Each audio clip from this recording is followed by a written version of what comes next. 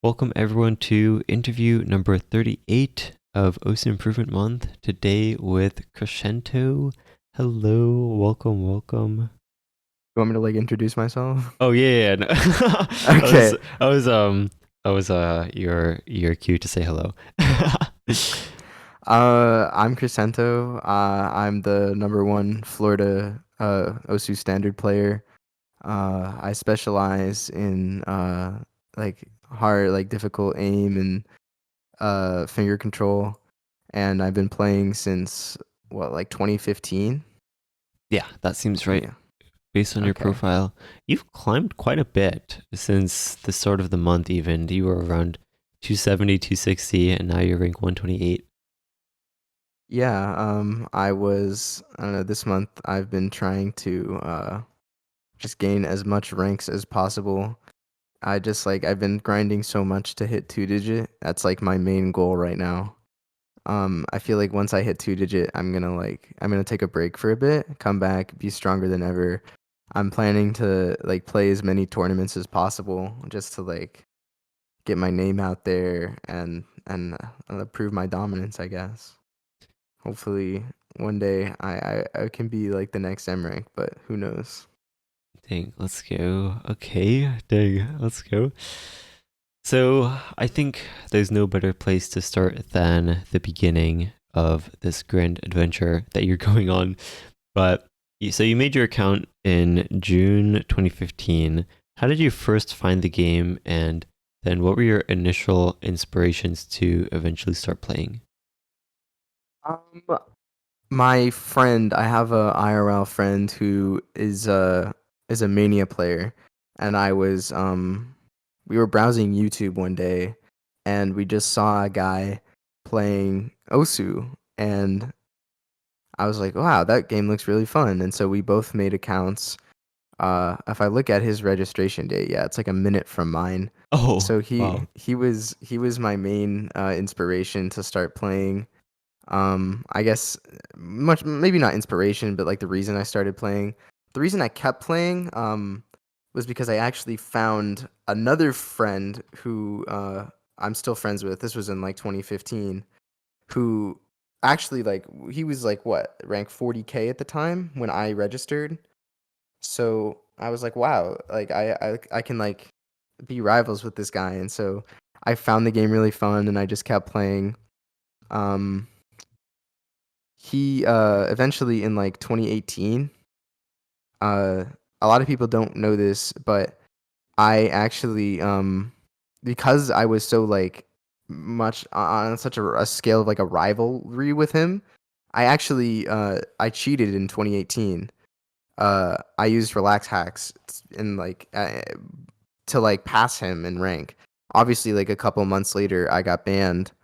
um and when I got unbanned in July 2018, I was super hyped to play again because I had even though I had kind of taken a break while I was banned, I kept watching YouTube videos of the game, and it all seemed super interesting. So I came back to the game. He was rank 15K or so, and then I decided I wanted to pass him legitimately. And so I kept playing and I kept playing and I kept playing and I passed him legitimately. And I was like, why stop there? And so I kept playing more, and I hit three digit in about I hit three digit in April 2021, and I just kept climbing from there. Dang, so that initial rivalry lasted a really long time, it seems like. Yeah, the initial rivalry was my huge motivation to play the game. I keep rivalries are a big part of the reason I continue to play. So a player that a lot of people might know, might not know, is Nethersonic. Nethersonic is kind of a bad reputation on Twitter, but ignoring that, Oh, um, I I met Nethersonic in what, late 2021, right after I hit rank 700. And as time progressed after I met him, I started to think of him more and more as my rival. And then one day, um, he set like 4 700s. Okay, this was before I had ever set a 700, and I was like super jealous. And so I just started like grinding aim like every day, like 4 hours. Eventually, I set a 700, and then that was July 20th. I set my first 700, and I was like, I was still hadn't passed him. Today I have 23 700s, and Nether's banned. He cheated. Oh, that's why I can't um, find him. yeah, he actually cheated those 700s, and while he was my main motivation to play, and now I'm kind of like lost. I don't really have a rival. I continue to play though. I because now my main motivation is just to hit 2 digit. I guess you could say my main rival is even though like I've never talked about it to him, but my main rival is Rudge. It's not really a rivalry, more of like a I want to pass him. Um, but I see scores that he sets, and I want to set them too, so I can keep grinding and keep grinding and keep playing. And I feel like having a rivalry like that really helped me to improve. It's not necessarily like a necessity or like a technique. It's just something I could set my mind on, like a goal, just to pass that person and to play at their level. Yeah, that's crazy. I didn't realize just how integral these rivalries were in your improvements. It basically seems like you went from that initial friend who. So when you were unbanned, you said they were 15K. What rank were you at that time back in July 2018? I was when I got banned. I was I think I don't remember exactly what rank I was. I remember my best play that I had set legit was probably like 260 pp.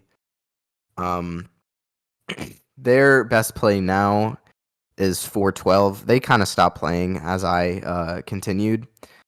But when I got unbanned, they wiped my profile, so I was completely reset. And I had to climb all the way back up and to pass them. Oh, okay, I see. Yeah, yeah, interesting. Because I feel like um, because a lot of people get rolled back rather than getting completely wiped. I'm not super familiar with like what causes them to wipe your entire profile versus just rolling back.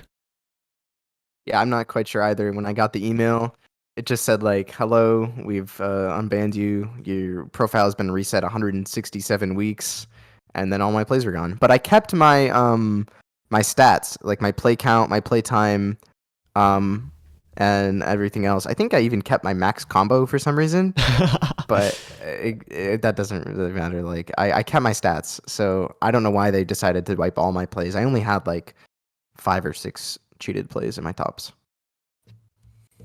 So I'm curious the skill set that you played, especially starting out. Well, actually, I'm curious even like when you switched to tablet and what that experience was like because I think a lot of people recognize you mostly for aim, as you mentioned. So I'm curious what that process was like for you. Switching to tablet, that's actually a funny story. Back in I think it must have been November 2017, I switched. It's either November 2017 or 2018. It must have been 2017 because I set those cheated plays with tablet. So November 2017, I switched to tablet. My first tablet was actually a Wacom CTH 300U, which is like a wireless bamboo tablet. It Whoa. might be like the worst tablet that in their whole lineup.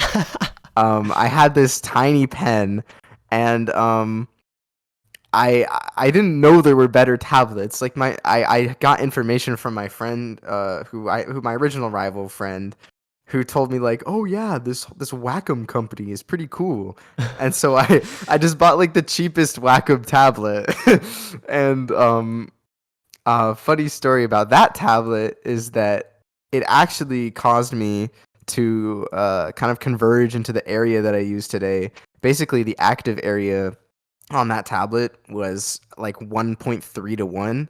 And so now I use a really weird area with a 5:4 aspect ratio. But the tablet itself was really kind of awful. Switching to tablet though, it's definitely like way less of a learning curve than mouse. I feel like I have a couple friends who play mouse who while of course like I still believe that mouse can get you to super high levels of gameplay. In my opinion, like, and along with FG Sky and other popular players who switched to mouse or who switched to tablet from mouse, um it's pretty obvious that the learning curve for tablet is kind of like way less. It's way easier to gain skill when you use tablet. I think simply because of the difference between 2D aim and 3D aim. Like obviously like all FPS games, all shooters, all 3D aim games, it might be easier to use a mouse because a mouse kind of like, well, one, you're used to it, and two, the 3D aim aspect is not the same as having like a sheet of paper. It's effectively what I think of a tablet as. Imagine like you're trying to plot to a point on like a sheet of paper, and it's really easy to kind of move your pencil to that point. But when you're doing it with a mouse, it just isn't the same. Like the mouse is huge, and it might not be easy to convert like that one tiny point that is your cursor to that one tiny point on your screen. But with a tablet, you have this like real tiny nib, and you know exactly where it is, and you can sort of more easily aim with a tablet. Obviously, this isn't proven or anything, but just like I play mouse a lot still, and it's still like much harder to aim. Obviously, I'm gonna be better with tablet, but it's still like I still find it like super difficult to aim with mouse versus tablet at like the level that I do. That's actually really interesting what you mentioned about the learning curve, because for the longest time I sort of imagined that like obviously there's like differences in mouse versus tablet, and like at the end of the day there's a certain level of preference to it, but the sort of the way that I thought of it is that mouse and tablet just have different learning curves, but not that one is necessarily easier than the other. But I think now that you think about it, or now that you mention it, especially as a beginner getting into that peripheral for the first time and playing the game, there's just less hurdles that you have to overcome, and as with tablet compared to mouse. I completely agree.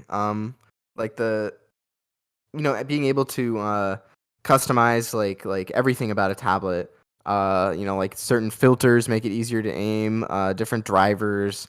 Having like tip firmness and different like different areas. It all makes it easier to customize a tablet to like exactly what you need. Versus usually you don't well, people will buy a mouse based on mouse shape, but like if you already have a mouse, a lot of people aren't just going to buy another one, and you can't really customize mouse shape. The only thing you can really change is like DPI, and I feel like it makes it a lot easier to customize a tablet to exactly what you want to what how you want to aim. Yeah, definitely. I feel like there's a lot more variables that you can change, even things like grip tape and changing the width of your pen, things like that. The way you were describing mouse aim made me almost compare, and I've actually never heard this comparison before, but sort of relating mouse to kind of using a joystick. You were talking about 3D and 2D aim. I feel like using mouse is a lot more comparable to using a joystick, which like while it is, I guess, quote unquote possible, at least from a gaming perspective, I feel like it's much more suitable for 3D aim than 2D. I feel like, and especially I feel like thinking of it sort of as a joystick can help sort of visualize what mouse drift kind of feels like, where like it's and also the relative positioning, but also like mouse acceleration, where well I guess most people play with it off, but like the faster you move it, the faster, or like the further you move the joystick, the faster the cursor moves basically, and also like there's an edge of it that you can reach, and so at that point you kind of have to like reset it. Like if you're like constantly trying to move to the right, you flick to the right and then it has to reset to the beginning, and then you kind of do it again. Otherwise you're just gonna like you run out of space basically. Oh yeah, like mouse drift. While tablet drift exists, that's a completely different topic. But mouse drift is like one of the main reasons I see so many people switching off mouse at a early playtime. I have a friend who wanted to buy a tablet for the longest time.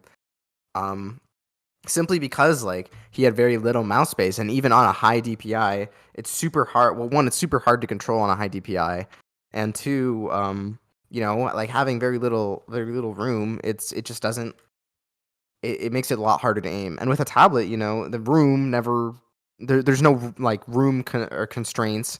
Obviously, unless you want your area to be bigger than your tablet, but there's tablets that come in all sizes. I mean, if you want to aim a tablet like bigger than whatever Zoodinator's area is, I think you're at a point where you should probably turn around and change your area. But So true. there's no constraints with tablet like that, and that's one of the main reasons I think the tablet is forever going to be like the better peripheral to use. What is tablet drift? I feel Okay, like, so yeah, a lot of people are probably confused when they hear you say that.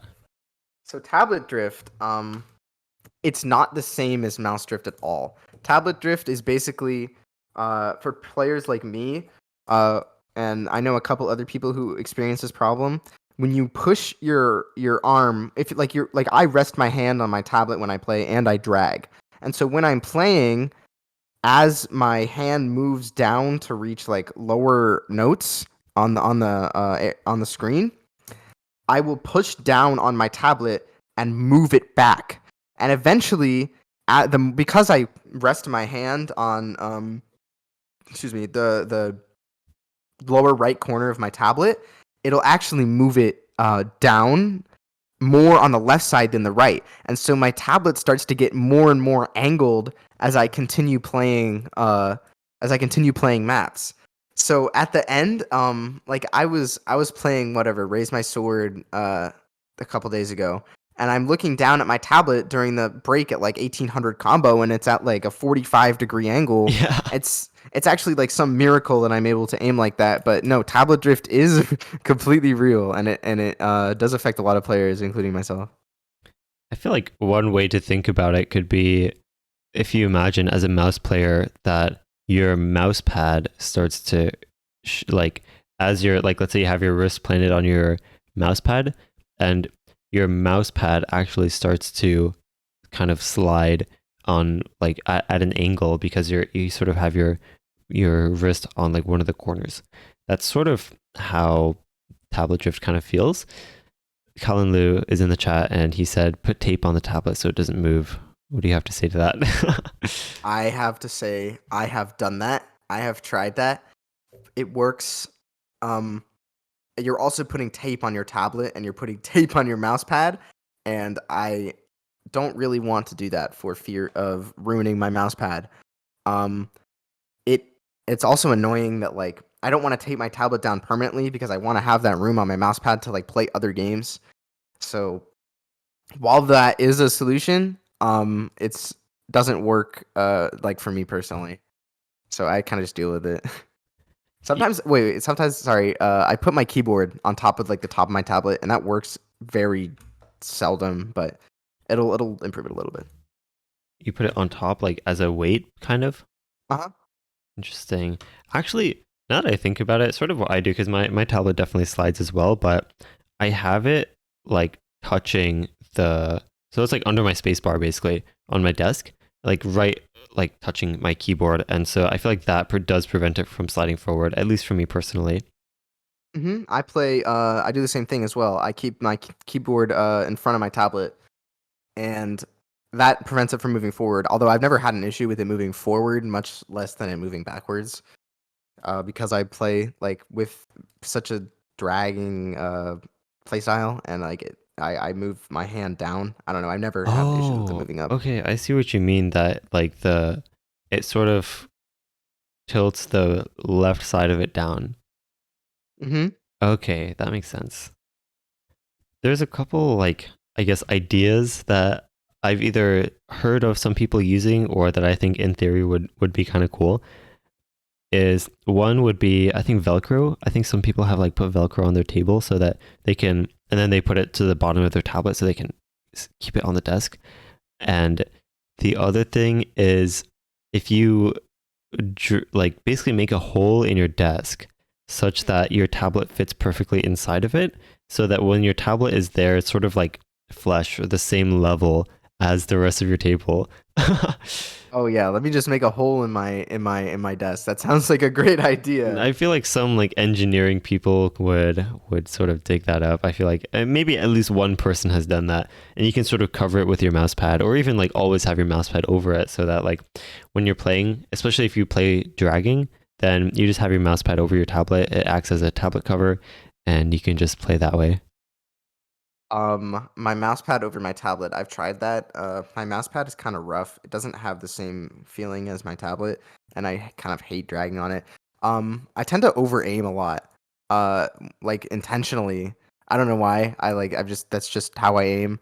So when I'm on like my mouse pad, like I tend to aim like normally, and then I'll under aim. So it will kind of mess me up, and I've tried it, but it just doesn't work. Yeah. I remember, you know, Boggles. He's another Floridian player. Uh-huh. He, I know he swears by putting the mouse pad over your tablet when it comes to aiming because he drags every, pretty much every time every now and then he used to come over and like we would do other stuff, but we would also play OSU from time to time. And every time he would bring his like tablet or he would want to play on my setup, then he always brings his mouse pad and he just puts it on top of my tablet and he's like, "This is the strat." And yeah, so I think sort of emphasizing that like different people have different perspectives when it comes to stuff like that. Yeah, totally. The I kind of play on a big mouse pad, so I don't know if that would if work. Like I'd have to. It's really annoying to like move my mouse pad every time I want to play, but I don't know. It's definitely like different for everyone. There's no like one strategy that will be the ultimate improvement Yeah. tablet guide. You mentioned as a part of your aiming style that you sort of intentionally over aim. What exactly does that mean? So I before I sort of like had my pop off like the last couple months, I started to play on Akatsuki again.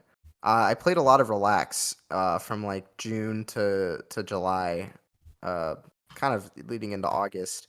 And as I'm playing more and more Relax, I realize like I'm looking at my screen and I like see myself over aiming. And I go and I play normally, and I realize that like if I like aim more than I think I should, I tend to hit more notes than if I don't. Like one map that I feel this extremely like one map that I feel this a lot on is Fiery Rage's anime ban top diff, and I will like over aim the crap out of that map every time I play it, and that just helps me to aim. It's definitely different for everyone. One player I like know that does this a lot. Not a lot, but he's talked to me about it. Is Cobble? Cobble's like a sort of high BPM player. Um, he he's got like a lot of good DTHR scores, and his raw aim is really good. And he over aims like sort of in the same way that I do. Um, in the sense that he tries to like aim sort of more than he should. But it's definitely like I know it's like not normal, but for people on smaller areas, it's definitely it might be like better to try employ that strategy. I don't know. That is interesting. I mean, I feel like okay, so basically what you're saying is that you by default you would end up under aiming and so you try to aim more than you think you need to. Yes, definitely. Like on tournament maps, like any like on a big massive corner jump nomad one, I will always try and over aim, and I will always like hit more notes than I would without that. It's just me. I don't know why. I'm curious why because I feel like a lot of people are probably thinking the same thing. Like you could just make your area a little smaller and wouldn't that sort of have the same effect and then you can aim in the way that you naturally do and you would end up landing properly on the notes. It's really weird. I kind of don't aim to my area. Okay, this is gonna sound like insane, but I can I can switch to basically any area I want, and I can aim to it within like 5 minutes. I aim more to like where my cursor is on the screen than like muscle memory with my area when I'm playing like when I'm like sight reading maps. It's not it's a really it's hard to explain. I always keep my area or I usually keep my area at an aspect ratio of 1.25 to 1, but I've played on forced aspect ratio. I've played on 1.4 to 1. I've played on 1.6 to 1. Like I've played on 1 to 1, like Xarius area. It's really weird. But most people, I would recommend what I usually do is I stick with one area. Like I would never recommend like changing your area regularly. Just find an area that is like more comfortable to you. Stick with that area. Don't change it. Just just don't think about it. And the more that you play without like thinking about your area and your tablet size and your pen grip, the more you'll like get raw skill and improve. So, how do you actually figure out, especially as a beginner, when let's say you first got your tablet, you're trying to find that area that feels comfortable for you, but especially if you just got your tablet, like nothing's probably going to feel comfortable for the first couple of days. So, I'm curious, like, how long should that experimentation phase last, and what exactly does it look like? Like, should you just pick something random on day one, or something that kind of feels okay and just like stick with it forever? Or, like, is there a bit more to it? I always tell people to start on 80 millimeters forced. That's like the most common area that I see. That's more of like a just a me thing because I play on an 80 millimeter area, but I see like a lot of other people playing on 80 millimeter areas or like somewhere between like 60 to 90. And so my kind of like Osu theory on tablet size is that most people play forced, so you should probably start with forced because it's the easiest to map your pen to. And The forced, you transition, mean force aspect ratio? yeah, force aspect ratio.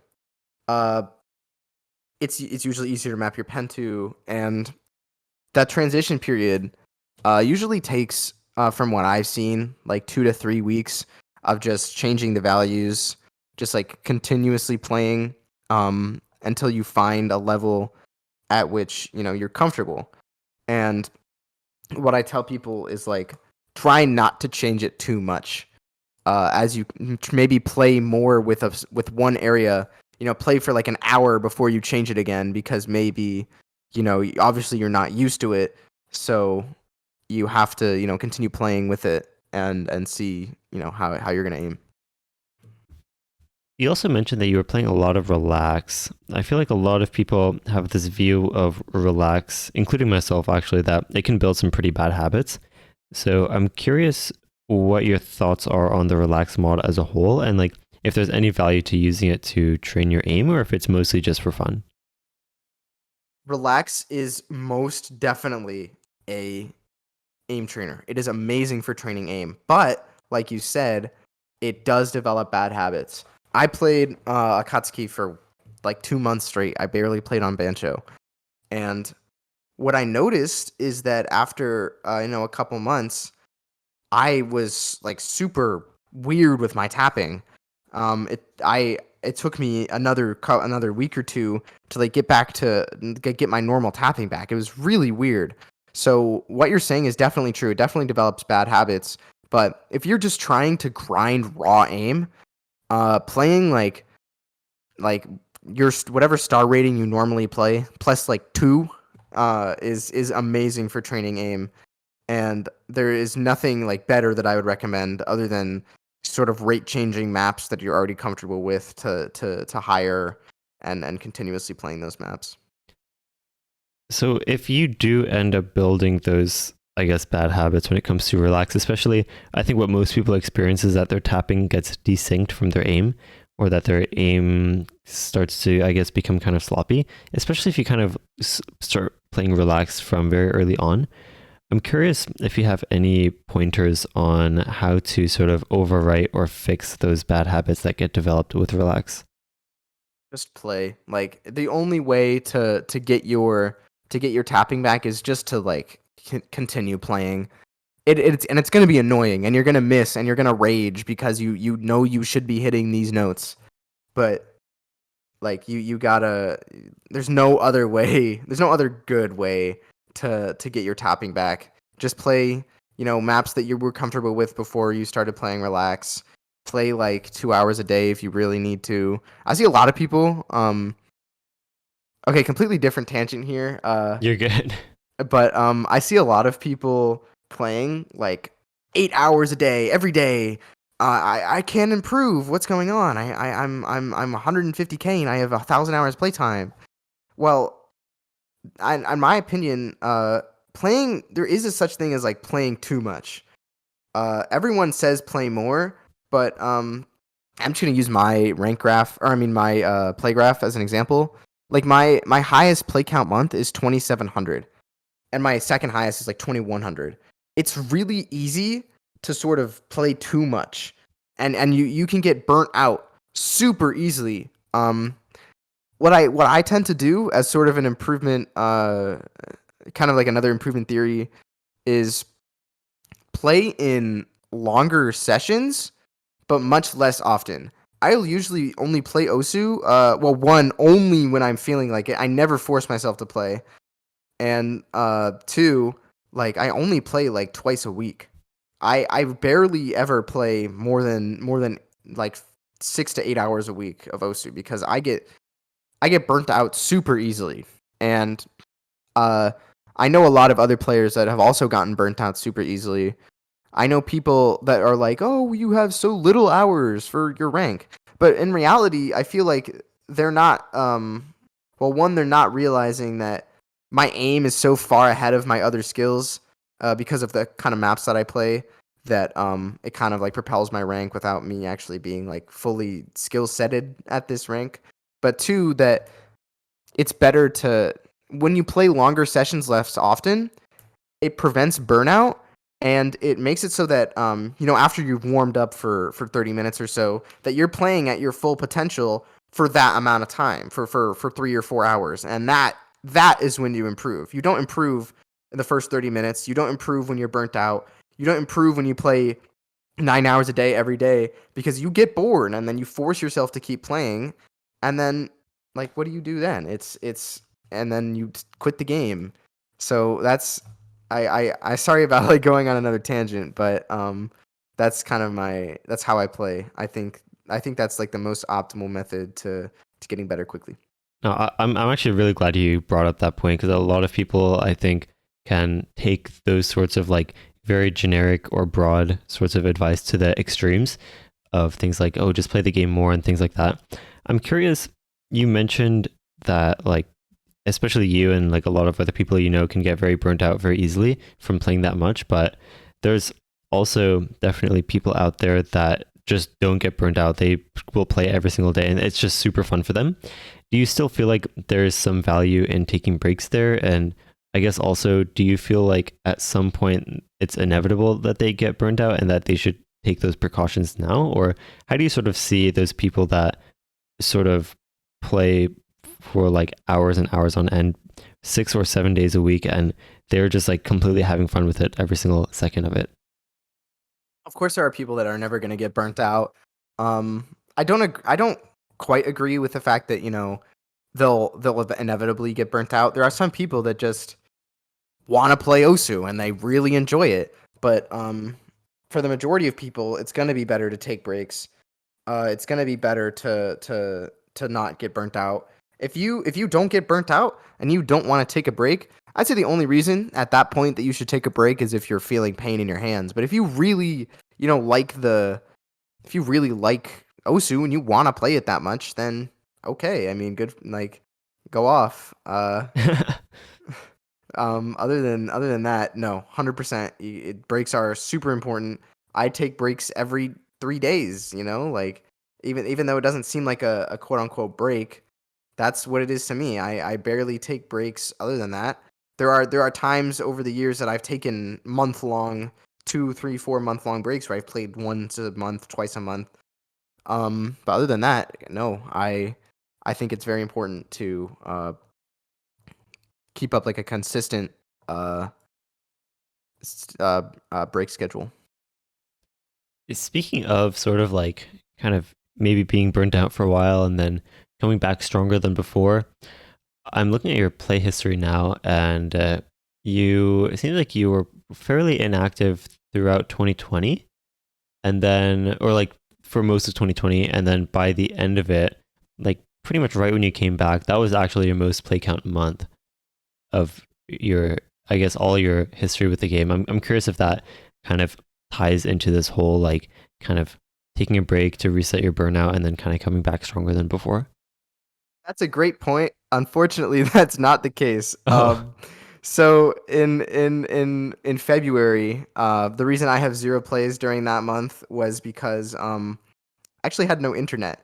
oh, I did play offline a bit, but I didn't really like go on my computer much. March was the beginning of COVID. I didn't really use my computer throughout like the initial COVID part. June, I was ready to come back.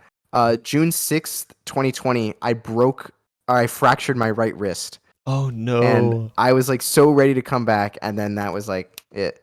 And so July, obviously, I have 28 plays because I was like trying to play with the cast on. August, I caught my cast off August 25th. And you see, I have 500 plays in August, and I was like, I'm ready. I gotta like play. And so September, I have 2,700 plays because I was missing so much like playing the game that I wanted to. I wanted to come back really bad. But also in September, if you look at my most played beat maps, the second most played, Goku Joe no Jukin, was my first 8-star FC. And during September, at like 11 at night, I started playing that map, and I didn't finish until about 150 Oh my when god. I FC'd the map for my first 8-star medal. So that contributes to a significant amount of the plays during September because the map's only 30 seconds long. But in reality, that's still like my most played month by far. But break schedules still like 2017, the very little playtime I have, that's a break. I'm actually planning to take a break this winter. I'm trying not to play much at all during December, January, February. I'm just hoping that I can hit 2-digit before December, and then I'm just gonna chill, take a break. Dang, that is well. It still kind of seems like it was kind of like all building up throughout 2020 for you to eventually come back. But yeah, I definitely I feel like those sorts of like I almost want to say strategic breaks, but almost like sort of very intentional break times that you have are I think that first of all, obviously they're very suitable for your style of play when it comes to like burnout and motivation and sort of keeping that momentum going for yourself. And also I think they can really help with I guess general improvement and making sure you don't play too much. So Yeah, going go ahead. back to relax a little bit, well, and not really relax, but more of just aim speed in general. Usually, when people talk about speed, they're talking about the tapping aspect, or in some senses, even like higher AR. In some sense, is reading speed, but I feel like aim speed is something that not many people talk about, and I've heard some people say is sort of a made up term for a skill that doesn't exist. I'm curious if that's something you can comment on, if you have any thoughts on what aim speed is and how, and if it is a real thing, then how you would go about training it. Absolutely, 100%. Aim speed is a real thing. Aim speed is absolutely my best skill. Uh, I I really wouldn't call it aim speed. I guess that's kind of I would call it like high BPM aim. But if you want to like call it aim speed, that's obviously like a conventional name, and that works. But high BPM aim is definitely a super uh subs important like sub skill set of aim in general. Um Obviously like the three main skill sets, aim, tapping, and reading are they kind of have sub skill sets like you outlined in your PhD video. High BPM aim is really not very difficult to train. Uh the more uh the more you play high BPM aim, the easier it gets to sort of read AR and move like your pen and your mouse or whatever you're using, faster.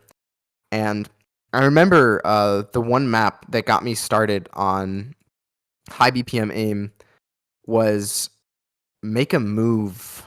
I don't even remember the diff name. I think it's like Light Insane. That's a 300 BPM aim map.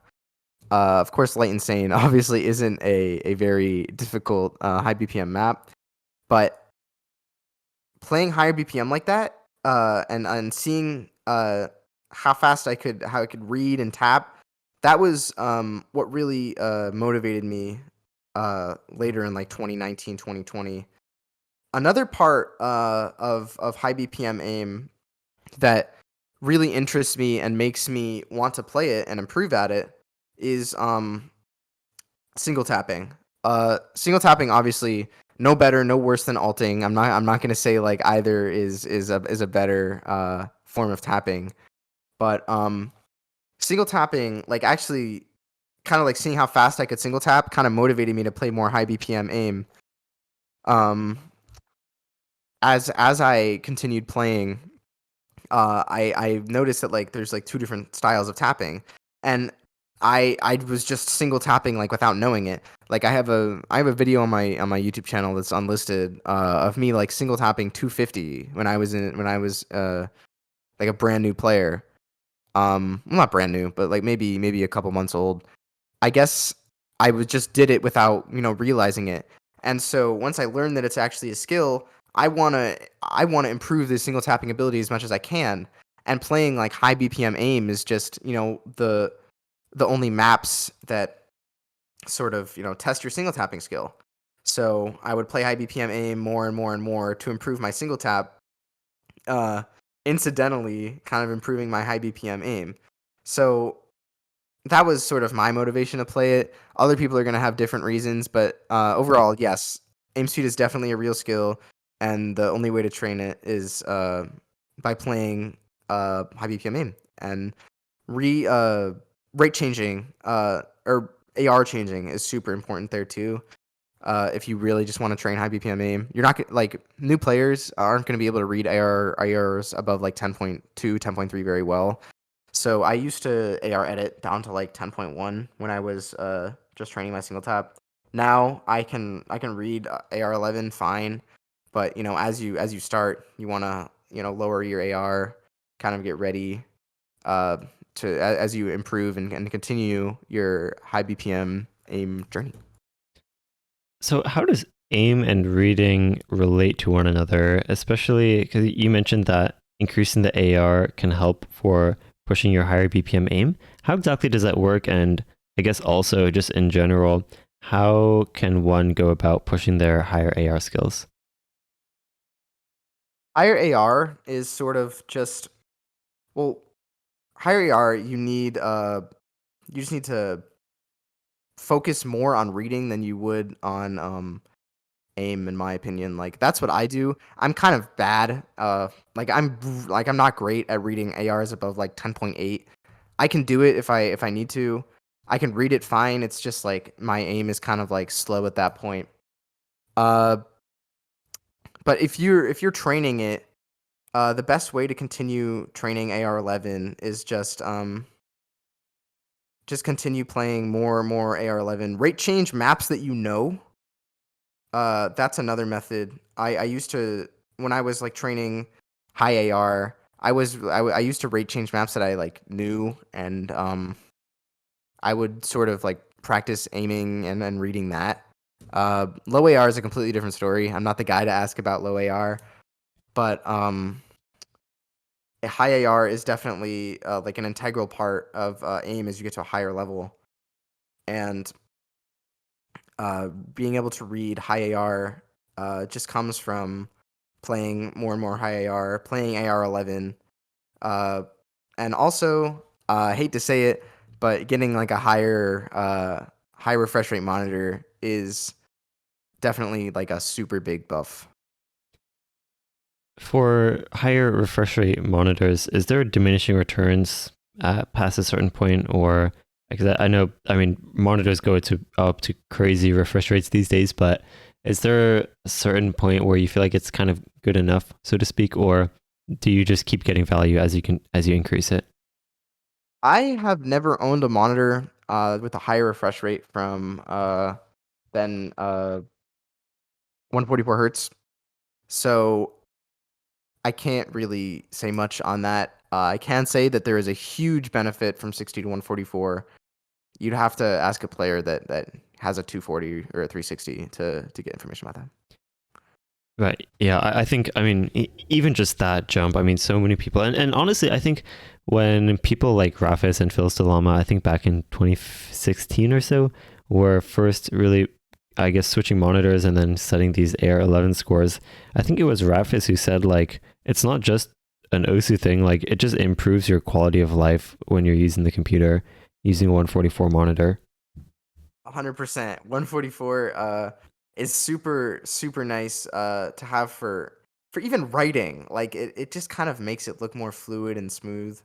But every game you play will benefit from 144. Your overall quality of life just using your computer will look better and smoother. Obviously, like you don't need 144 to use a computer. It's not a necessity to play any game, but it will definitely give you a huge buff. Uh, and that's the absolute first thing I would upgrade about anyone's setup if they wanted to like improve peripherals. How about other aspects of high AR, like things that you could change, mess around with settings wise? I think gamma is another popular one, and even things like follow points. How important are those, and what role do they play in higher AR? I tend not to use gamma for higher AR. I only use it for lower AR. But I've seen from a lot of people that gamma is definitely a buff if you want to kind of like make it a little bit easier to read before you sort of move into playing it more consistently. And I know there's top players that still use gamma like even at a high level to play higher AR. So it's definitely worth it if you want to learn how to use it. I personally don't, but that's it's definitely player preference. For follow points, 100%. Skin absolutely makes a difference when reading high AR. It's not the most important thing, but absolutely uh, follow points. I cannot use a skin without follow points when I'm reading AR11. I cannot use like a no mod skin when reading AR11. Usually I can play like lower ARs with DT skins, but I can never read high AR with no mod skins. So I know there's like every player on the planet uses some variation of Rafa's skin for higher AR. I think that's just because it's the best skin for like reading high AR. It's really simple. It's really easy to like process. So absolutely follow points matter. Absolutely skin matters. Gamma, I there's definitely a lot of people that use it, just not me. I think the last aspect of speed, so to speak, is definitely tapping speed. So we mentioned single tap speed a little bit, which you heavily associated with higher BPM aim and aim speed, which I actually agree with because as you mentioned, like what other maps are going to have that type of skill set unless you go down to like I don't know 140 BPM streams and you start single tapping them. But yeah, aside from that, I definitely agree that those are very, very connected with each other. But sort of on the other spectrum of tapping speed, we have things like higher BPM streams or even just streams in general, as well as, finger control and that sort of stuff. Pretty much everything related to tapping. I'm curious your thoughts on sort of breaking into those skill sets, especially as someone who gravitates heavily towards single tapping and aim. What was your experience, I guess, first getting into streams and higher BPM like stream tapping? And do you have any sort of lessons that you've learned along the way? Absolutely. While I'm definitely not known as a stamina player and I'm definitely not known as a speed player, um, I can say that single tapping is significantly important. If you're gonna learn finger control, you need to learn how to single tap. I see very few players at a high level who alt and have good speed and good finger control. It's sort of like a trade off because imagine you're playing like doubles and you're going like K1, K2, K2, K1 for alting. It just like there are people that do it, but it just doesn't feel right to a lot of people. I know that a very couple close speed players, friends of mine, all single tap, but there are definitely people that alt. Um, as for high BPM streams, uh, I'm probably not the best guy to ask about that, but I am really good at bursts. Bursts are definitely more of a finger control thing. Uh, it's or learning high BPM bursts is not learning the is not the same thing as learning high BPM streams. High BPM streams sort of require more stamina than finger control, but speed is definitely or finger control is definitely linked to single tapping, and then speed is just linked to how much you want to grind stamina. I feel like grinding stamina is the best way to get speed. Uh, like I said, I'm not the best guy to ask. My speed and stamina is not great. But as you get more stamina, you're definitely gonna get more speed, and as you get more speed, you're definitely gonna get more stamina. So just play more stamina. That's kind of the best way to do it. So, as a beginner player, or I guess beginner when it comes to those skill sets, are there any important things to keep in mind on like where you should start off, or like should you reach a certain star rating of like generic and farm, or like not really farm, but like aim type maps before you start breaking into bursts and streams, or like could someone start playing the game like kind of jumping straight into streams? Like let's say I start the game, I really like metal songs and they're all super streamy and like that's basically all I want to play. What would be, I guess, your recommendation for like when you can start learning streams? And then at that point, what exactly should you start off with when you're learning how to stream?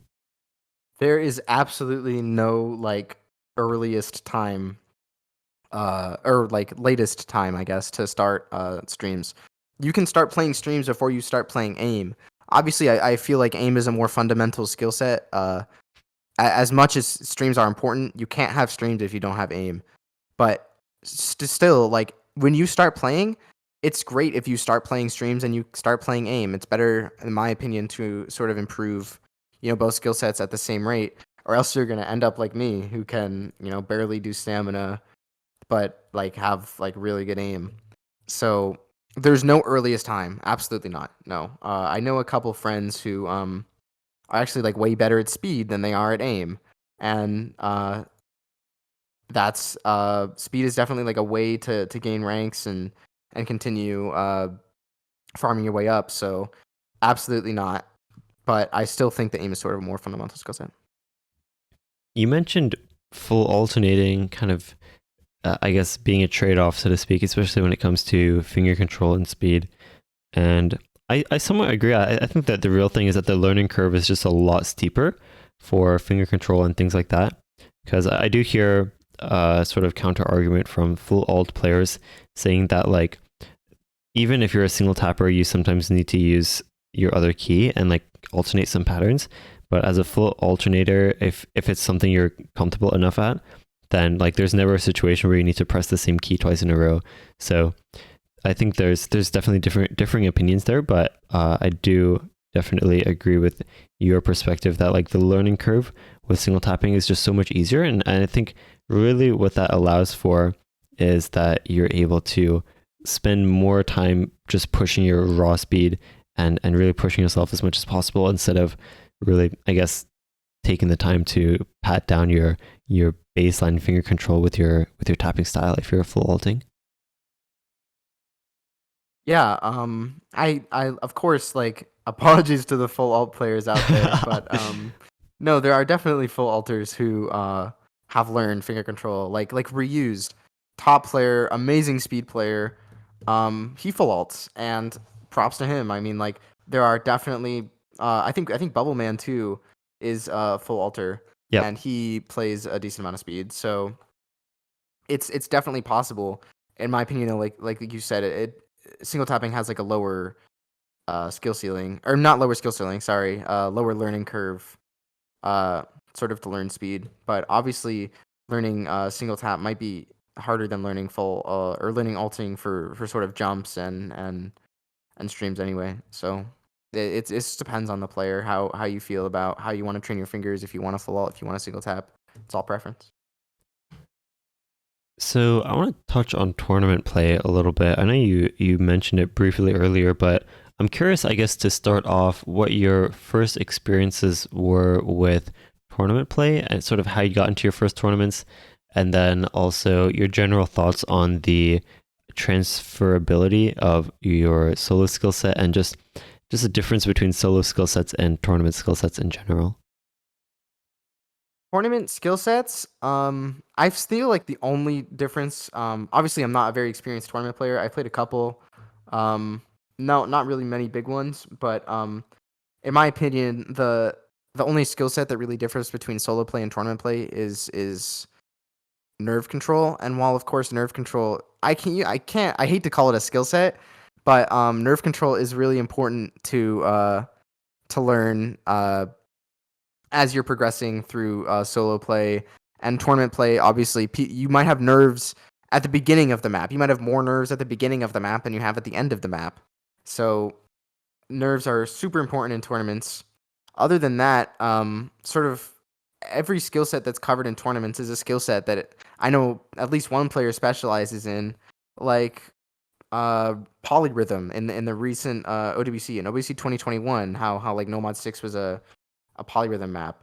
Like Akoro. Akoro is like the best, or in my opinion, the best polyrhythm player in the world. And there's people that are going to specialize in every skill set. So as much as tournaments are going to cover every skill set, and you might not be the best at skill sets, or at every individual skill set as a player. I know there are all rounders who are really good, but mostly when you play tournaments, if you know, play what you're good at, or if you want to branch out into other skill sets, play what you're bad at. It doesn't really differ between solo play and tournament play, in my opinion. Interesting, yes, especially what you mentioned about nerves. Like, I somewhat had that thought recently, but I didn't quite put it in the way that you did, which is that like nerves in tournaments are sometimes like kind of backwards. Like in solo, like let's say you're grinding a score, the nerves don't really come until like towards the very end, like you're actually on that run finally towards the end of it, and you have the FC going into the last section. That's really where nerves start to kick in solo, as opposed to tournaments where for the most part people feel it in the first one or two maps. And usually like as you're transitioning into a map, like in the first couple seconds or the first minute or two of a map in a match, I think that's actually where a lot of people find more nerves than any other part of a tournament match. So yeah, that is definitely, I think, very interesting. I mean, aside from things like tiebreaker and things like that, but like even so, it's like it's more of a constant nervousness throughout a tournament match, which I think basically, as you mentioned, it's kind of almost in reverse, which is very interesting. Yeah, I know in USC I would constantly like be missing at the beginning of maps, and then I would like FC the rest. And so when I'm nervous, a lot of people handle nerves differently. When I'm nervous, I don't shake at all, but like I will just, my hand will just freeze up, and I'll aim so far to the left or so far to the right that it's like obvious that I just completely misaimed. And it different people handle nerves differently. Shaking is something I see a lot of people doing. Uh, how Cage Z I know is like shakes so much, so it's just different for different people. But nerve control is super important to master. I know there's people like you who have mastered nerve control amazingly. So it's just differs depending on the player. So, in your experience with the nerve control, especially in solo play, are there any sort of, I guess, strategies or tips that you could give people of ways that you personally try to calm down your nerves, especially when you're on a good run or even in a tournament match and things like that? I pause. I pause all the time. It's looked down upon by a lot of players, but um, like in my top play in my Tsukinami FC, I paused at like 1300 combo for like 20 seconds. I needed to like compose myself as I continued into the end of the map. So obviously you can't pause in tournament play. So I mostly just take the time during the breaks and the slow parts to sort of just like breathe harder and get more air into my lungs. And maybe I just like I like to focus more on the map than I do on my score. I always play with interface off and leaderboard off. So it not being able to pause makes it a lot harder, but it's important to just like take the time to make sure like you're breathing deep and you have like a glass of water next to you. Uh, Other than that, it's it's just playing more and trying to master, you know, not caring. That's another aspect of my play styles that when I'm playing solo, like when I'm farming, like usually I don't care if I miss or I don't care if I like break. It's not like the world's gonna end if I if I don't FC this map, but I pausing is like the main way, and so when I don't pause and I miss, it's just that's it. So I I nerve control is something I have yet to completely master, but uh, it's something I definitely want to work on. How do you unpause? You mentioned in your Tsukinami play, you paused at like 1300 combo. Well, do you have like so like do you map your escape button to be like closer to your tapping keys, or like what exactly do you do to pause in a way that lets you unpause very easily? I have a three finger keypad. I just have the key all the way on the right, bound to escape. But when I played on keyboard, I would literally just like move my hand to escape as fast as possible. That was like I hate to put it so bluntly, but that was just my method. And as for unpausing, I always make sure to pause at like a point where I can unpause, like on a long slider or like during a break between notes. So definitely like pause position is important if you want to be able to FC and unpause. That reminds me on Osu Laser. So in currently in Osu, when you unpause, it just starts like as if you had like not done anything. But on Osu Laser, it kind of winds back up for a split second, where the map is like a little slower for like a fraction of a second, and it kind of winds back up, which actually is a little disorienting at first, but I've gotten used to it somewhat, and I find that it's actually not that bad, I think, once you get used to it. I actually didn't know that. That's really interesting. And that's definitely going to be a heated topic on like, oh, well if you slow it down, like will you be able to like tap faster or easier, but Yeah. that definitely sounds like maybe it can be disorienting and maybe it might help you a little bit. But I don't know, laser is sort of unfinished and maybe that feature will be gone, maybe it won't. I don't know, that'll have to be at a time that later comes. Yeah. I think in the end, I think a lot of people say like, oh, why don't you just add a toggle for it or things like that. And honestly, I kind of imagined that that wind up would also have a toggle, but I don't think it does. And at the same time, I think Peppy is sort of like getting tired of adding toggles for everything. So yeah, anyway, I'm curious in sort of like, I guess looking forward, your goals. You mentioned a bit of your goals with the game when it comes to solo play, going for 2 digit by the end of the year, and then from there just pushing as hard as you can. And I'm curious if there's any goals that you have for tournament play in particular. Do you plan on playing in more tournaments and potentially trying to play for the World Cup even and things like that for Team United States? And yeah, I'm just curious in general what your sort of vision is or goals are for tournament play. 100%. I want to make the 2023 ODVC team next year. That's my main goal right now. Absolutely, I want to be high ranked enough. I want to be skilled enough to make that team. As for like other tournaments, I sort of want to be able to be invited to tournament teams that have high level players. I want to be considered as like my goal right now is to be considered as a high level player. And so I want to play tournaments to get better at nerve control right now and other factors of tournament play so that, in the future I can be really good at tournaments and I can be a top tournament player and I can play for the OWC United States team. And I want to keep grinding tournaments right now just to sort of get used to it. Like I want to play. I'm trying to 20 max. I'm playing in BOP. I'm playing in PFSC, AIM Cup side quest. I'm playing in Resurrection Cup. I'm playing in the charity tournament that's coming up. So many. Actually, it's even hard to like Keep track. schedule them all. But Oh, it's like I just want to get better at tournaments, and really the only way to do that is by playing more tournaments, as I'm sure.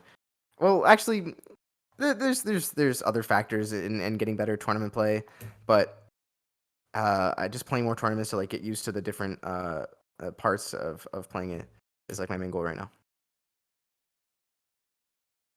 especially having played so many tournaments, even recently being in so many tournaments, what would you say are your favorite and least favorite aspects of tournament play? Uh, Being the captain of a Suiji Cup team right now, uh, it's scheduling. Oh no. uh, but if I'm being completely serious, the worst part about tournament play is like just being able to like pick the maps that you know that that you feel like you FC, and then when you don't like if I were to like not FC a map that I really wanted to FC, it's like the ability to not beat myself up over that. I don't want to like be worried that we lost a map. Obviously, if it's like grand finals and it's like tiebreaker, that might be different. But for like for down 2-3 because I inted a map, I don't want to I don't want to I want to be able to not beat myself up over that. I know like right now I still like I get mad at myself for playing bad. And I guess the most difficult part of tournament play for me is just to be able to chill and like because when you're not chill and you get mad, it gets harder to go into the next map with the same amount of confidence and ability to play. And so it just evolves over time. And so I want to be able to hold my mental ground, if that makes sense. Yeah, yeah, definitely does. So I'm curious, I want to talk a bit about walls, hitting walls when it comes to your improvement in general.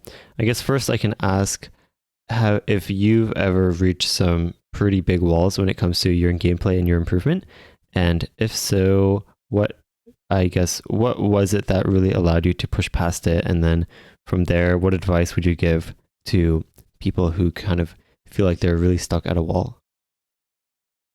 Personally, the only wall I've ever experienced similar to that is back in 2017 when I felt like I couldn't improve and I cheated to, sort of feel like I improved. But as for how I got past that wall, breaks are extremely important for skill walls of like certain skill sets. Maybe take a break from that skill set. Maybe play maps that are like way harder. I feel like if you consistently like actually here's a perfect example. I used to play an OHAD 1881 map a lot. Elefante Hold. Um Elefante was like a I don't actually know if that's how you pronounce it. It might be elephant. Anyway, that map was extremely important for me for aim, and I would try and pass that DT like every day that I logged on, and it took me months until I was able to pass it. And I was able to benchmark my skill by how far I got in that map, what accuracy I got when I failed. So finally being able to pass that map was like super super invigorating and motivating for me. And so I feel like if you set a goal and you try and achieve that goal over anything else, it might be better to for improvement. So like I said, like my goal is to hit 2 digit. I'm not gonna like stop until I hit 2 digit, or of course until my break in December comes. And then after that, I'm going to grind even more to hit 2 digit because I've already missed what I feel like is my deadline for that goal. So it might be it's not good to log on every day and play random maps and get mad that you're missing on nothing. It's because the more you get mad, like the harder it is to improve. You just gotta set a goal, understand that there are bad days where you'll log on and you will get a 20 miss on a map that you normally 2 miss. And there are days where you'll get a 2 miss on a map that you normally 20 miss. And that you need to, or I guess you should take breaks as well. So it's less of a problem with skill walls and more of a problem with, I feel like, how you envision skill walls. That's interesting how you mention taking a break if you're at a wall for a certain skill, kind of taking a break from that specific skill set for a while, which I actually agree with. But if I can play devil's advocate for just a moment, I wonder why it makes sense that you would want to take a break for when you're at a wall for a certain skill, because wouldn't you want to keep playing that skill set so you can eventually break that wall? Like what value does taking a break and like not practicing that skill set actually give for you? Well, it's kind of the same reason that you take normal breaks in general. Like it's burnout. It's being mad that you don't improve at that skill set. Um, that's why I talked about. I guess I didn't really mention this in depth, but when I said like my deadline for hitting 2 digit was December, because that's how I envision like improvement. Is I can see my rank going up. I want to hit 2 digit by that deadline, and so if I don't, I'm gonna be mad at myself, and that's and I want to come back after I take my break with the I guess the energy to sort of overcome that barrier and hit 2 digit. So setting deadlines for goals like that is super important.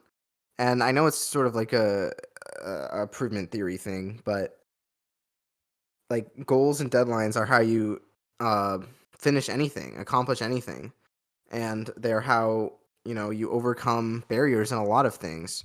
And why should Osu be any different? Dang, that's wise. Do you have any, I guess, thoughts on what makes a good goal? Because people set goals all the time, I feel like, but I feel like just setting the goal doesn't actually determine. Because I feel like, I mean, let's say you're entering a tournament, everyone's goal is to win the tournament, you would imagine. Or if you go into a match or something like that, everyone's goal is to end up winning that match. So how exactly can you utilize goals to their maximum potential to really get what you want? That's a great question. Uh, when I set a goal, my first point is to not. It's sort of like it's actually like a paper or a book I read on setting goals. If you set a goal that's like too high, you're never gonna accomplish it. If right now my goal is to set is to set PP record, I'm gonna get mad because I can't set the PP record in a year. Like I obviously can't do that with my skills. So why should I set a goal that's unattainable? If I'm going into a tournament and I'm against like Malazewski and Emrek and Badu, like is my goal going to be to win that tournament? No, my goal is going to be to get the placement that I think I should be getting. So setting a goal to win a tournament when you obviously can't win a tournament, it's only going to make you more mad when you inevitably lose the tournament. So it's don't set unachievable goals or else you'll get mad at yourself. Yeah, I actually agree with that completely. The whole like, especially if you set a goal that's too high for yourself, it in some sense it's an arbitrary expectation that you set for yourself that results in you just being more disappointed than you would have felt otherwise. Exactly. Yes, like you're just putting like feelings into your brain that like are just completely unnecessary. And when you don't even if I were to set an attainable goal and I don't achieve it, I know that I can achieve that goal. And so once I take my break, because breaks are important and they're important for achieving goals if you've missed the deadline. Once I take my break, I'm going to come back with such an energy that I want to achieve that goal more. And I'm going to set another deadline and I'm going to hit that goal this time. That's like my idea. Like when I was talking about like Nether being my rival, um, my goal was to pass Nether, and I needed like I really wanted to hit that goal, and so I set my deadline by like I don't know 3 or 4 weeks or so, and I hit that deadline and I passed Nether, and so it's I knew it was achievable, and so I just spent my time working on it. You just have to set achievable goals. That's the most important part.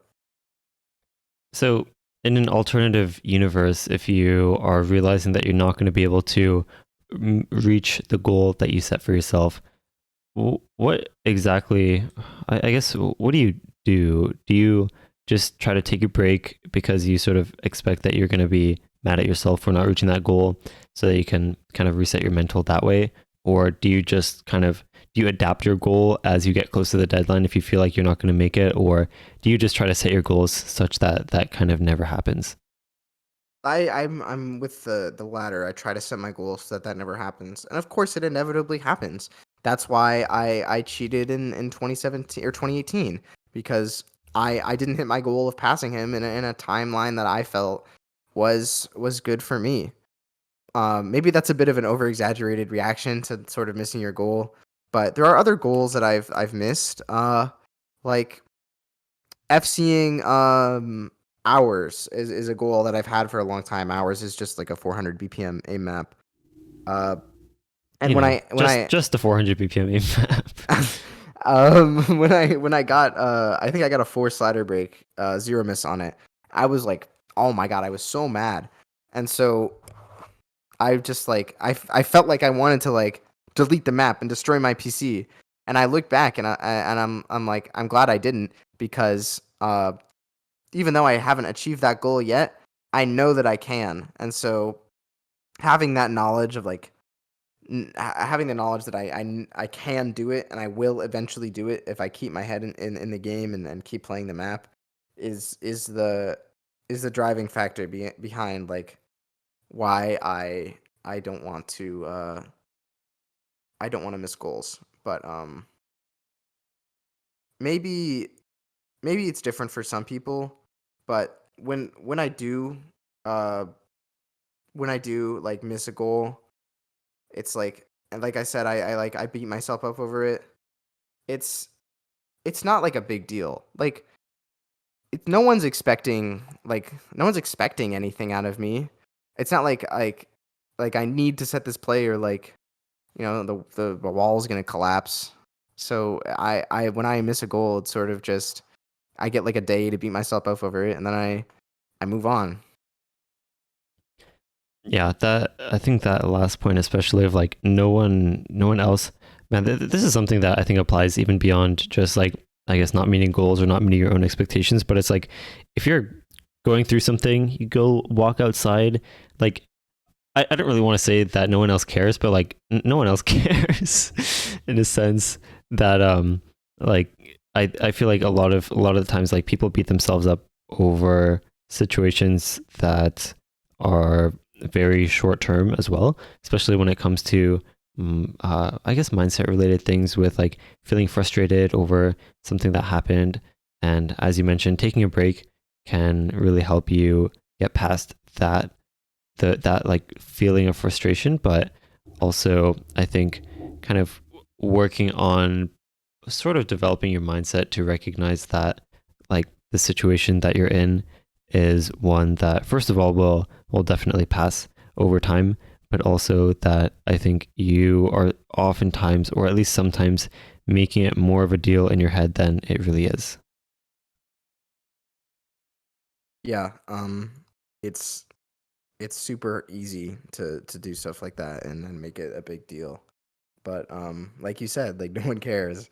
So it's the best maybe it's the best practice. Maybe for some people it may not be as good to set goals because maybe their reaction to not achieving their goal might be more violent than others, and maybe it might be more easygoing than others. So it depends on the person, but I believe like the huge majority of people would benefit from setting goals. So you mentioned that there was a book that you read related to goal setting. I'm curious for those who are interested in books, I guess just in general, if you have the name of that book. Oh God, I don't remember. This must have been like 6, 7 years ago that I read Oh, this book. okay, wow. Yeah, no, long time. Okay, I, so I I don't think I remember. Sorry. that's okay. So I do want to stay on the topic of mindset a little bit. So w- I guess talking in a more general sense with mindset, what do you, well, first of all, how do you define mindset? What do you think sort of defines a, I guess, good mindset versus a bad mindset? And then also, how important do you feel like mindset is when it comes to improvement, either in this game or just in general? Well, if you get on Osu and you have the mindset of I'm gonna improve today. Like I want to play.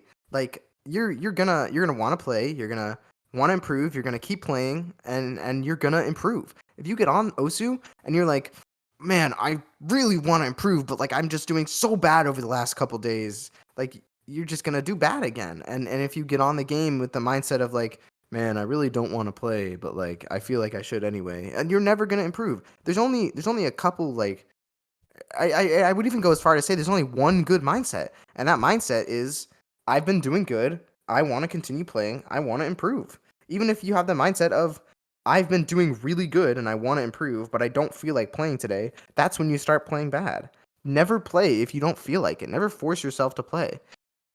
Play for as long as you want. But as soon as you start like to feel burnout and to feel like that you don't want to play anymore, just get off. Just even if you have nothing else to do, it doesn't matter. Then you're gonna induce burnout. Then you're gonna go and fall into that rabbit hole of never being able to improve and hitting skill walls. And you don't want any of that. No one wants any of that.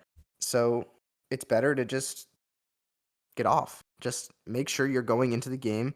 And of course, like you said, this applies for any game where you want to improve to sort of keep at it with a good mindset. So just just get off. Like it's not worth playing with a bad mindset. How much of a role do you feel like do you feel like mindset plays in improvement? Do you feel like it's like uh, I don't really want to quantify it, but just like to get a feel for like what you're envisioning. If you had to give like a percentage, like what percentage of improvement really comes down to mindset in your perspective? What would you say? I think maybe percentage isn't the best way to answer that. I think it's more of a like mindset is important, but it doesn't completely define it. I guess if I had to give it a percentage, like 60, because no matter what, if you get on with a bad mindset, you're not going to improve. But even when you get on with a good mindset, sometimes you won't improve, and that's just a bad day. And like having a good mindset is so necessary to improve. I guess in that sense, you could say 100, but really, like I said, it's even if you have a good mindset, sometimes you don't improve. So it's it's really just it comes down to how much you actually want to play versus how much you're forcing yourself to play. Okay, that does make sense. So then, out of everything that we discussed with different strategies of practicing different skill sets and different sort of theories, so to speak, and this talk about mindset as well, out of everything, if you had to pick something that you think is the most important thing for improving, what would you say that is? The most important thing for improvement, in my opinion, is session like long sessions, short breaks, twice a week. That's my method. People may differ slightly, but the most important thing is to like play in long sessions less often. That is like my key to how I improve so quickly. That is my key to how I believe everyone can improve quickly. I know players that play every day 9 hours and don't improve fast at all. I know players that play every day 9 hours and improve faster than anyone I've ever seen. But in my opinion, the general method is just long sessions less often. I feel like that's actually reassuring to a lot of people that kind of feel overwhelmed by like, oh, I haven't played OSU today, so I feel like I'm gonna get rusty and I'm gonna lose all my skill and I'm gonna lose my progress and I'm not spending my time optimally by not playing today. I'm curious, I guess, For one, if you have like any comments directly to that perspective, but also if you can touch a bit on that feeling of rust and sort of, I guess, quote unquote, losing your skill. If there's any comments that you have on that. Rust is definitely real. It's kind of similar to what we talked about losing your tapping when you play relax. Rust is, some people get it, some people don't get it, but the majority of players are going to get rusty if you don't play for a week, for 2 weeks. Even some players, when they don't play for 3 days, they get rusty.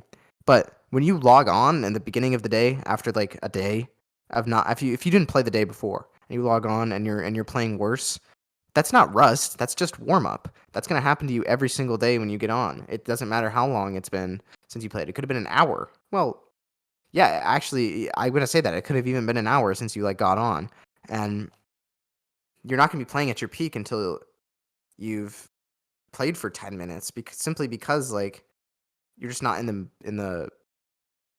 I guess mindset might not be the right word because we talked about mindset as a completely different thing before, but like the mood, I guess you're not in the mood, and then you have to like get yourself into the mood to play. That's what happens to me a lot. Sometimes I come home, like I'm thinking about playing Osu all day. Maybe that might be a little crazy, but like I was just like thinking about like playing Osu, and I get home, I'm like, man, I really don't want to play anymore. But I like sometimes I know that like, and a lot of times I'll like keep with that and I won't play, but sometimes I know that that's just like complete bull crap. So I will just play anyway, and I'll realize after like 10 minutes sometimes that was a bad idea, and I'll just get off. Sometimes I realize after 10 minutes that it was a good idea, and I'll keep playing. And oftentimes those are the times that I actually improve the most. Those are the times that I play farm. Like when I feel like not playing, but I also like want to play. Those are those are the those are the times where I play. I set top plays the most. I don't. That may just be a me thing, but I feel like because farm isn't really enjoyable for me. So when I'm like not in the mood to like enjoy the game per se, that's when I play the maps that aren't very enjoyable to me, and that's when I set top plays. Oh, that's actually, dang it. That perspective is actually kind of crazy. Like the difference between wanting to play and feeling like playing. Yeah, wanting to play and feeling like playing.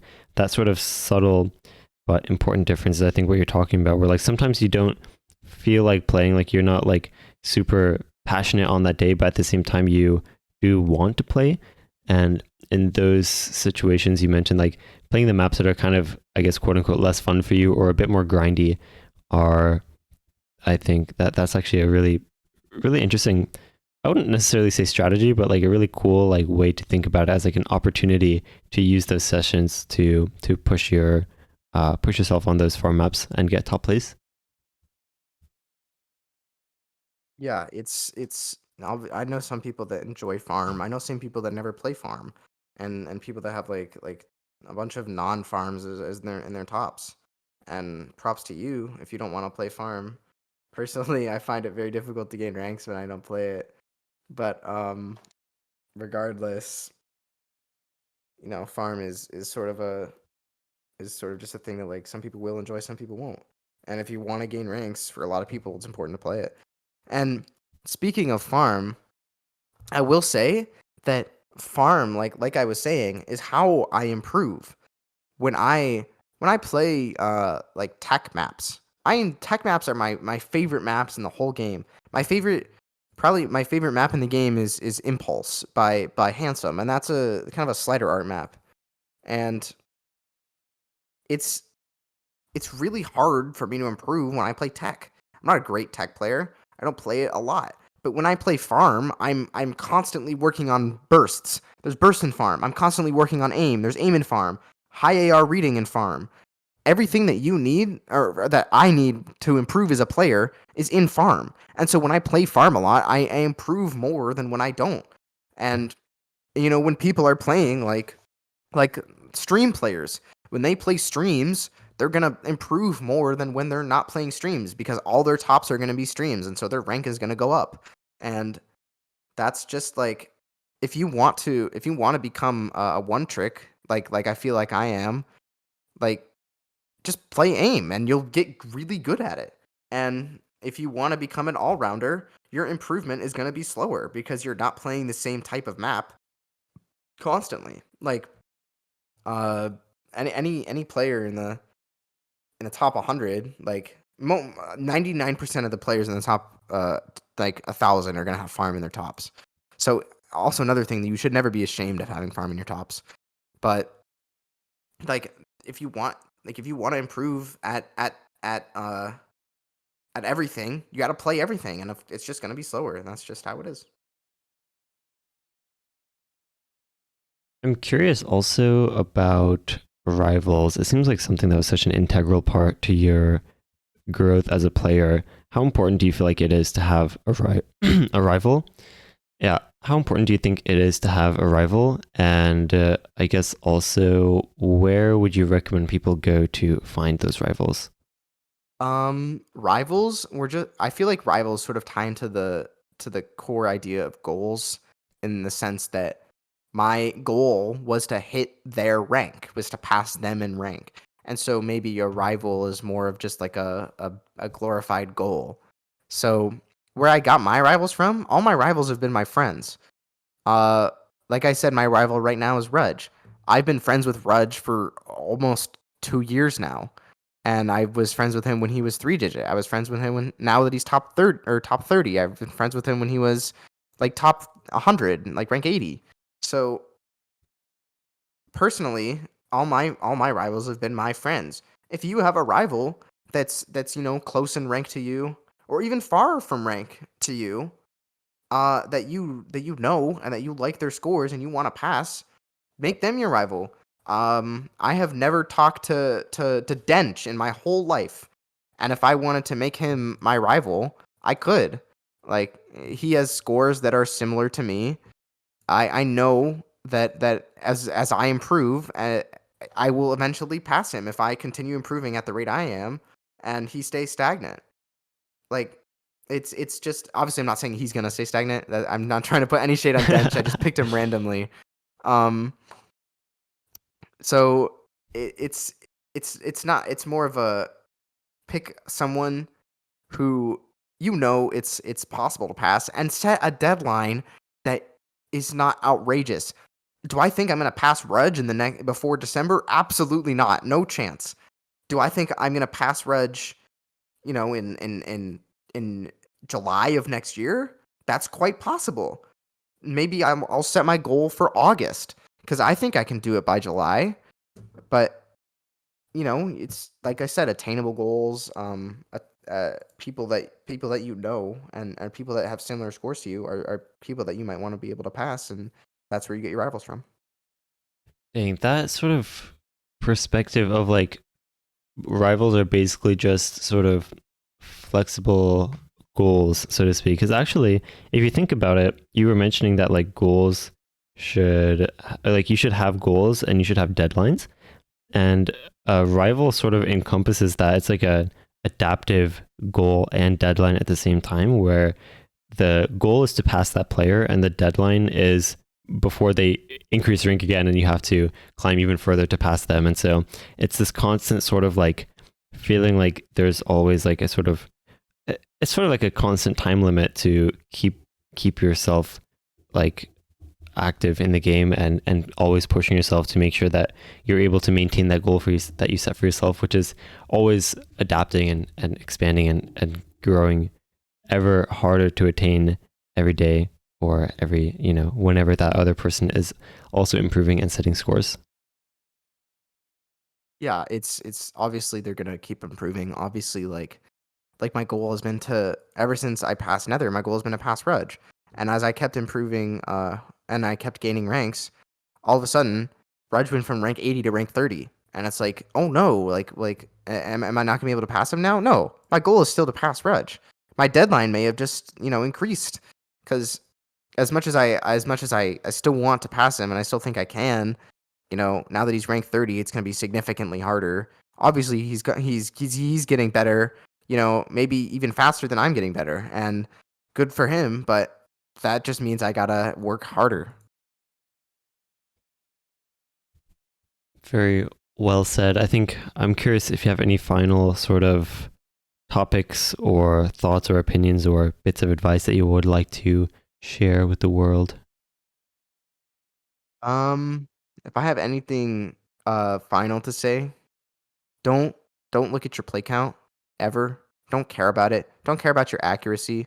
If you're an accuracy player, obviously that might be different. Don't ever look at your play count. Who cares? Who cares if X player has 1 hour and is ranked 2? I don't care. Like I improve at the rate that I improve. You improve at the rate that you improve. Everyone improves at different rates, and that just means that you have to work harder to get to their level.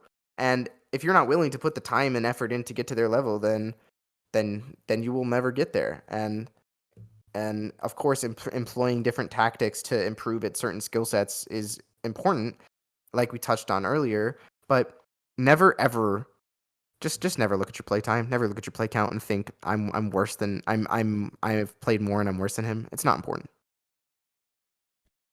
Yeah, well said. Dang. Yeah, I feel like that comparison to other players, especially with rate of improvement, is something that gets to a lot of people. So I'm glad you were able to emphasize that. But yeah, sounds good. Any sort of final words as we wrap up?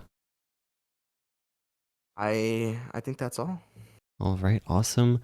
Thanks again, Crescento. I'm sure we'll see you around many more times. I'm curious if you have any places where people can find you aside from your Osu profile. Cracento9 on Twitter. I'm very active on this Discord account. Cracento number 7268. I'll accept any friend requests. I've always accepted. I'll talk to anyone. If you have any questions or anything, don't hesitate to like contact me on Twitter, contact me on Discord. If you have like a score or like a map you want me to play, I don't care. Just if I'm offline on Osu, DM me on Discord. If I'm online on Osu, it might be better to DM me on Osu. But like, of course, just any questions, anything, just DM me. All right, awesome. Thanks again, Crescento, for joining us and sharing your awesome perspective and all your wisdom that you had to share with us. And Of course. of course, everyone else for listening as well. We will see you all next time. Thank you so much.